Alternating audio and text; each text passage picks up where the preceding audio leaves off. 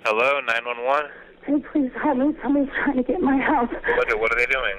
They tried my front door, my side door, and now they're trying to break in my back gate. Okay, stay on the line with me. I've already got off the start. Do not hang up, okay? All right, I have a gun. Okay, yeah, they're coming out as fast as they can. I've got a lot of officers responding. Is there an alley behind your house? Yes. You back up to the canal, right? Yes. Okay. Yeah, you don't need to answer anything. I'm just stay on the line with you, okay?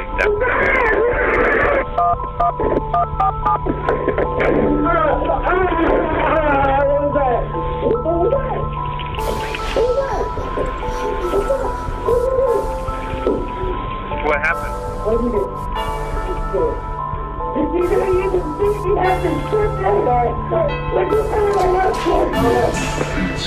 I shot him. You shot him? Yeah. Okay, I've got everybody coming out for help, okay? Please.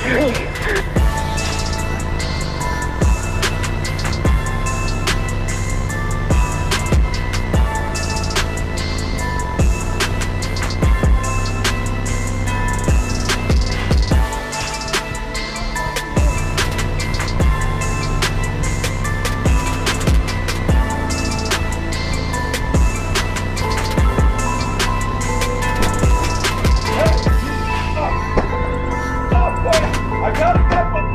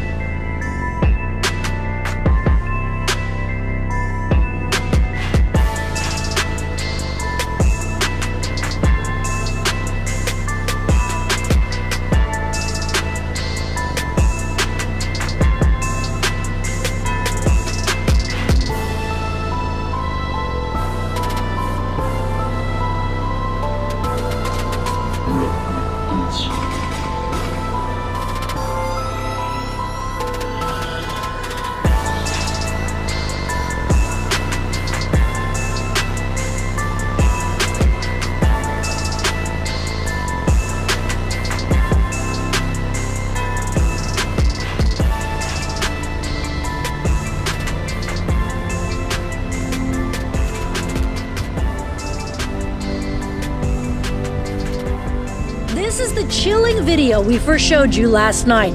Aaron Craig is on the right, pointing the gun at the man on the left. I am videoing it. That is a gun. Craig says he was taking his wife on a date to the movies when they saw a man and a woman in the red car. This, large gentleman just pounding on this lady, closed fists, multiple times, and heavy elbows to the face, head, and neck. Craig has a license to carry a concealed weapon. And so he stopped attacking her. She was screaming and yelling for help and was very much hysterical. Details tonight about a terrifying home invasion. A North Las Vegas man comes face to face with an armed intruder. Right now, police are investigating, but no one has been arrested. Action News reporter Masa Saidi is live near Deer Springs in Decatur with how the crime happened. Masa.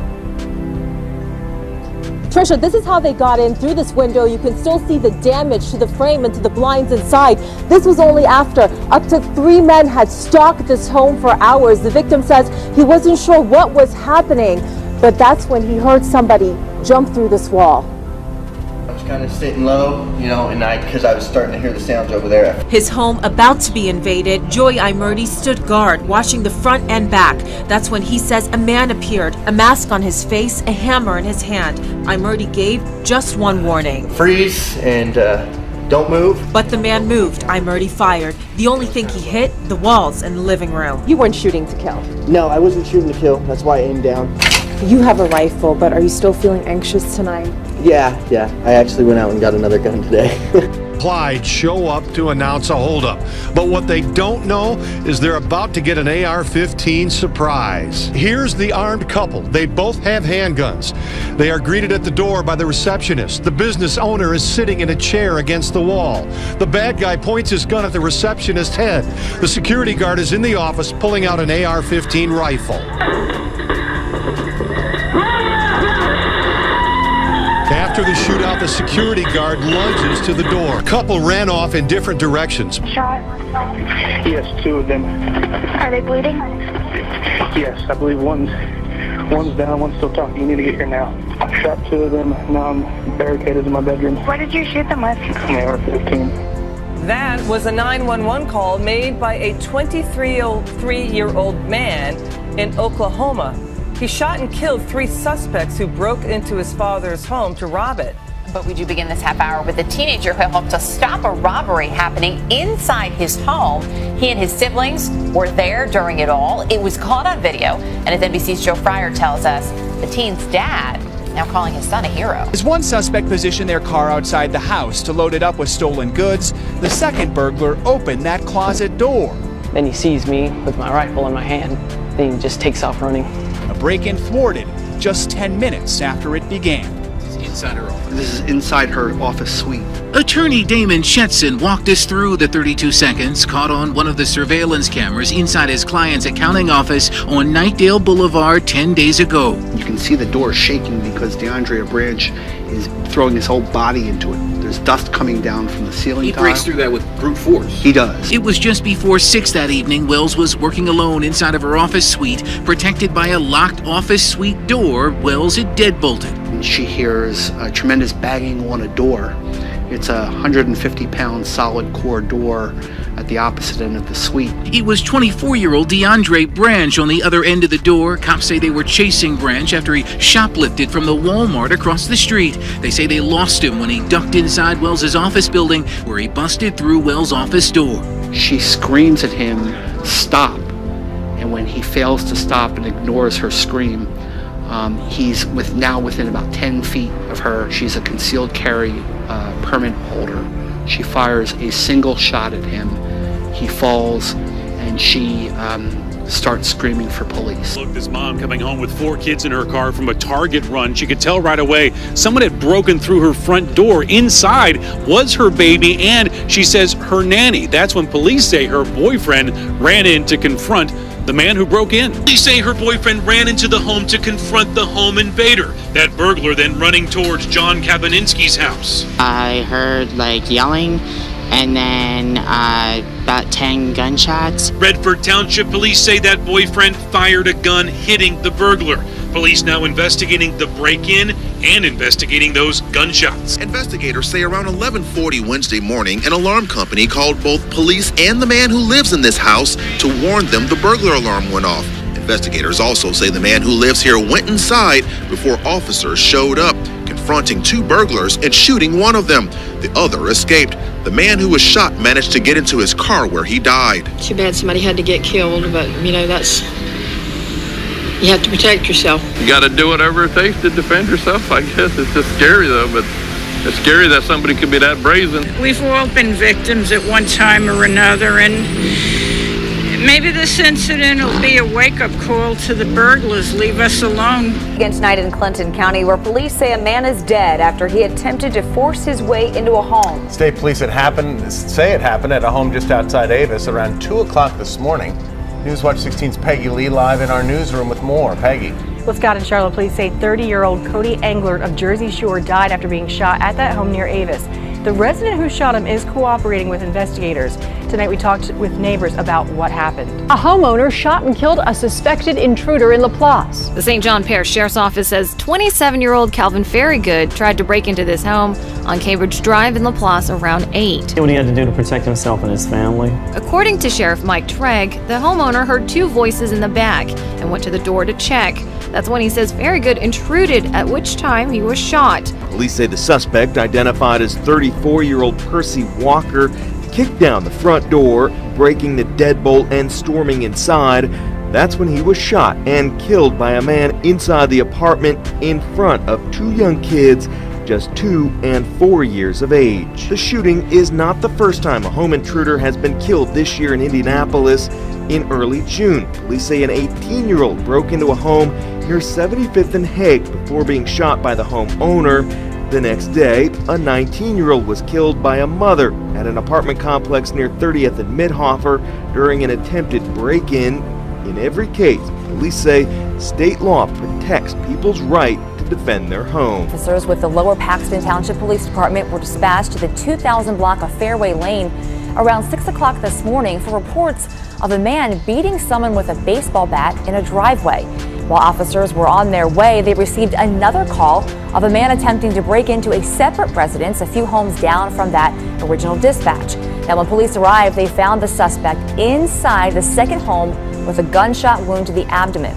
Authorities say the man forced his way into that house with the bat and was shot by the homeowner. Owner opens fire on a suspected intruder this morning, and that suspect is now dead. It happened early in the morning in Vancouver near Burnt Bridge Creek Elementary School. Around 5 this morning, the homeowner woke up to a person in their backyard. That's when they say he confronted that person and fired a shot at them. That suspect was taken to the hospital where he died. Now at 5:30, chilling images caught on tape. A man breaks into a stranger's home, casually walks around while the owners are in their bedroom. But he ended up getting more than he expected when he walked into that room. The victim was actually waiting for him with a gun. This video shows a man walking around a living room so casually you might think he lives there. But police say this is video of a burglar in a stranger's home sorting through valuables he plans to steal. And the husband and wife who live in the house are just in the other room. Harris credits his neighbor for protecting his property by scaring off the would-be thief and having the restraint to not fire, even though police say he would have been well within his legal right to do so. Ontario homeowner shot a man who police say broke into his home this morning. CBS 2's Jasmine Veal spoke with the family. She's live now with the story. Jasmine? Well, that's right. I spoke to the homeowner, a father whose youngest child here is just 5 months old. He says he's the one who confronted this intruder inside of the home you see there and pulled the trigger. Apparently someone neighbors say they saw earlier in the evening acting very strange and given a warning by police to leave. Art Corral says he did what he had to do to protect his family from this man, who police say broke in through the back door of his home last night on Parkside Court. Corral says the stranger ended up in his daughter's bedroom as the family was fast asleep. All of a sudden, 3 burglars shatter a glass door. No, turn my house right now. The man remains on the phone with dispatch while he retrieves his shotgun. Seconds later, the homeowner opens fire.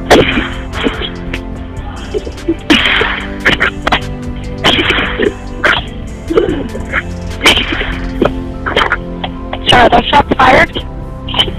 Yeah. Tell me what is happening, sir. I killed one, I think. 18-year-old Sarah McKinley says the operator told her she couldn't shoot until the man broke into her home, and the stunning moments that followed were all caught on tape. ABC's Ryan Owens has the story. I wouldn't have done it, but it was my son. I protect him. This young mother takes maternal instinct to a whole new level. I walked over and got the 12 gauge, went in the bedroom and got the pistol and put the bottle in his mouth, and then I called 911. 18-year-old Sarah McKinley killed a man, she says, to protect her 3-month-old baby. 15-year-old at home with his 12-year-old sister when burglars try to break in. That's when investigators say the boy grabbed his dad's assault rifle and started shooting, and he hit one of the men repeatedly. This all unfolded this afternoon in the 2600 block of Royal Place Court. A young boy was protecting his sister. You know, he was in fear for his life and for his sister's life. The voice says that 2 armed men broke through the basement window. They must have just fake tapped to lure me downstairs like it was a knock on the door. He came downstairs and saw a gun trained on him. Just seeing 2 people unannounced in my house, that was the shock factor. I heard one scream from him, and I knew it wasn't like a I stepped on a piece of glass kind of scream. It was like something primal, I guess. His roommate, Raymond, who asked us to omit his last name, began unlocking his rifle. You know, being a good gun owner, everything was locked. He had little time as one of the armed men approached his door. By the time I had it out and ready, one of the men came at my door, slowly opened it, saw that there was a barrel on the other side, and from there, backed out. No shots were fired, and the intruders left. It was just afterwards where it just all hit me, and it's like, you know, I could have died, I could have killed somebody. It's like it all set in. His legally owned rifle is an AR-15 used for sport. That was until Tuesday when it was needed for more. Without that gun that day, things could have went differently. I'm happy you saved my life. Carrie Shannon in tears as she watches the video her security system recorded. They had them put their gloves on now. She was home alone as 4 young men tried to kick in her door at 4:35 Sunday morning. I immediately jumped up. She got out of bed, called police with her cell phone with one hand, and in the other, I grabbed my handgun and I proceeded right to the back. Because as soon as I saw a shadow, I was going to go ahead and start shooting. After several kicks, the men gave up and took off. I just want to be safe here in my home. That's all I want. Signs of the attempted home invasion are everywhere. The fence door's lock is broken, and the cameras didn't miss it. It even caught one of the men cutting the phone line. Shannon gave the video to the cops, and she hopes it leads to justice. But don't let the tears fool you. She has already invested in more protection. I'm not scared to use it. Just in case they come back. So when they hit that door, this is what I'm going to hit them with. I didn't grow up in a house with guns. I don't hunt. I personally abhor hunting. But I was given a gun by a friend when I was 21 to carry in my purse for self-defense, and I was taught how to use it. A couple of years ago, my parents and I went to a cafeteria in Texas on a bright sunny day. We weren't in a dark alley where we weren't supposed to be. And as you all know the story, this madman drove his truck through the window. And he began shooting. Well, immediately, my father and I got down on the floor and put the table up in front of us. And this guy kept shooting. And you're thinking, well, you know, what could it be? Is it a robbery? That's the first thing that generally comes to mind. And he keeps shooting. It took me a good 45 seconds to realize that this man wasn't there to commit a robbery. He wasn't there for a hit. He was there to simply shoot as many people as he possibly could. Now, I'd like to make something clear. I hear all this talk about how many bullets can go in a clip. I've been there. I can tell you it doesn't matter. It takes 1 second to switch out a clip. You can have 1 bullet or 100 bullets. It doesn't matter, guys. I've been there. He goes, stump, stump. Just like that. That's not enough time to rush a man. I promise you. When I finally realized what was occurring, I thought, I got him. And I reached for my purse. He was maybe 12 feet away. You know, is it possible my gun could have jammed? Sure. Is it possible I could have missed? Sure. But I can tell you I've hit much smaller targets at much greater distances. But then I realized that a couple of months earlier I had made the stupidest decision of my life. I took my gun out of my purse and left it in my car. Because as you well know, in the state of Texas, it's sometimes a felony offense to carry a gun in your purse.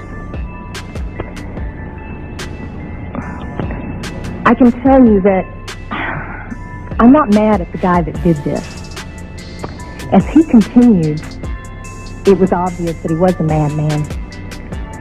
My father, at that point, said, I just got to do something. I've got to do something. He's going to kill everybody in here, and he rushed the man. No way.